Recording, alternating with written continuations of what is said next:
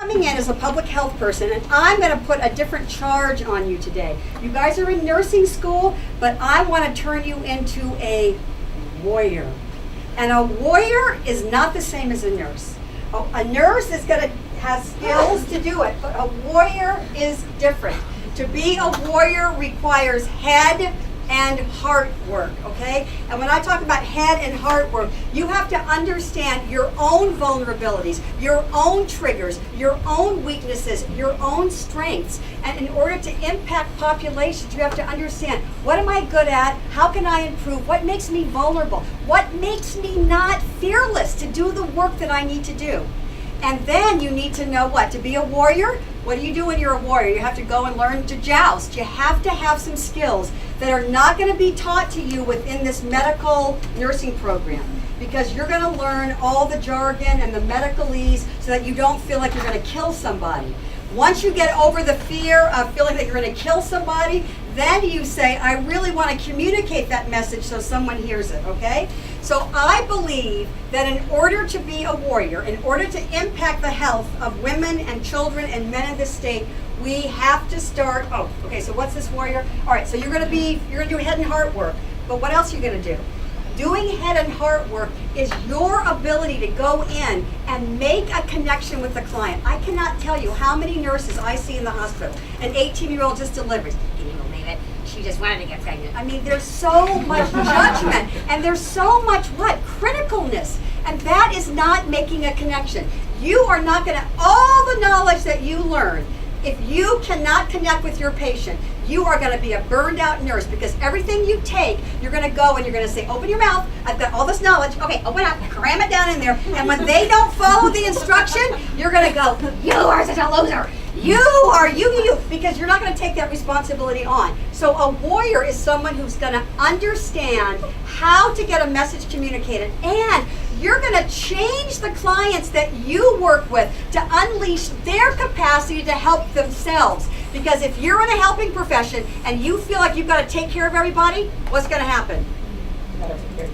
You are going to be so burned out. You are going to be shouldering the burdens of the world. And let me tell you out there, there are a lot of burdens out there. And the clients that you're going to deal with have so much, and you're going to come home and take it all, and you're going to go, I hate this job, I just need to get high, I don't know, I'm just going to, whatever it is I need to do. So, I got to grab a drink, I got to grab, whatever you have to do. But what I'm saying is that if you can be a true healer and a true warrior and not a wounded healer, the nursing profession is a magnet for people who are wounded. Now let me tell you something, woundedness is great because you can relate to a lot of wounded people out there. But when you're wounded, to be a good healer, you have to make sure you're not still wounded while you're doing your job. So a warrior is going to do what? Fix your wound.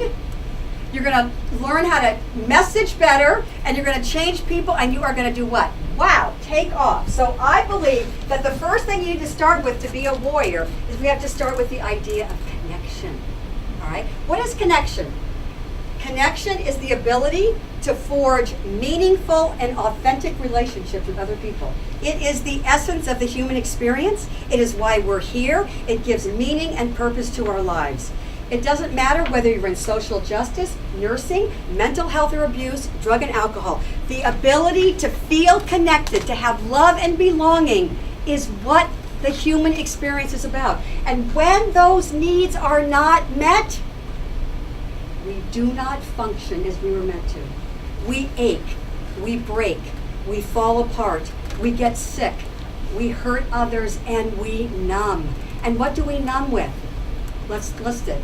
Drugs, alcohol, sex, food, shopping, gambling. I mean, the list goes on. These are all ways to numb, and they're all ways that we suffer when we don't feel connected. So if we know connection is so important, and the absence of connection will always, I want you to underline that word, will always lead to suffering. So if connection is so important in this profession and with your clients, what is that thing that absolutely unravels connection? It turns out to be shame. Shame can easily be understood as the fear of disconnection. What is it about me that if someone sees it or someone knows it, I won't be worthy of connection. This is what I can tell you about shame. It's universal. Everybody experiences shame. The only people that do not experience shame are people who are incapable of connection and empathy. Psychopaths, okay? Nobody wants to talk about shame, and the less we talk about it, the more we have. Shame cannot stand when we reach out and tell our story. Shame cannot stand having words wrapped around it. It loves secrecy. The worst thing we can do when we have a shaming experience is to bury our story, because it metastasizes like cancer. Our patients have so many shaming stories in their lives.